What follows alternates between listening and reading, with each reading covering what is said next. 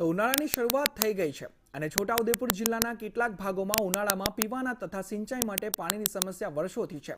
આ સમસ્યાના ઉકેલ માટે હેરણ નદી પર ડેમ બનાવાયા હતા, પરંતુ આ ડેમ સમય જતાં માટી અને કાંપના કારણે પુરાઈ ગયા છે। ત્યારે અવારનવાર હેરણ નદી પરનો આડબંધ તોડીને નવો બનાવવા માટેની માંગ કરવામાં આવતી હતી। આખરે વર્ષોની રજૂઆત બાદ સરકારે 128 કરોડના ખર્ચે અહીં રાજ્યનો સૌપ્રથમ રબર ડેમ બનાવવાની મંજૂરી આપી છે।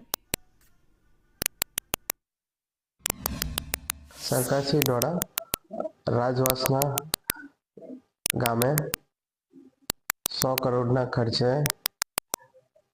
રબર ડેમ બનાવવા માટેની મંજૂરી મળેલ હતી, જે અન્વયે વિભાગીય કચેરી દ્વારા એનું તાંત્રિક મંજૂરી અને ટેન્ડર કરીને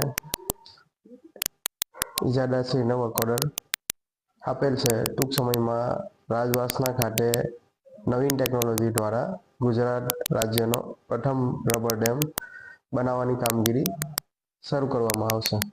છોટાઉદેપુર જિલ્લામાં એક આ રબર ડેમની યોજના એમને મંજૂર કરવાની અને એ લોકોએ જે એમની તાકાત બતાવી છે એ બદલ એમનો ખૂબ ખૂબ આભાર। આ ખેડૂતો વતી 100 ગામોના ખેડૂતો વતી ખરેખર આભાર છે એમનો।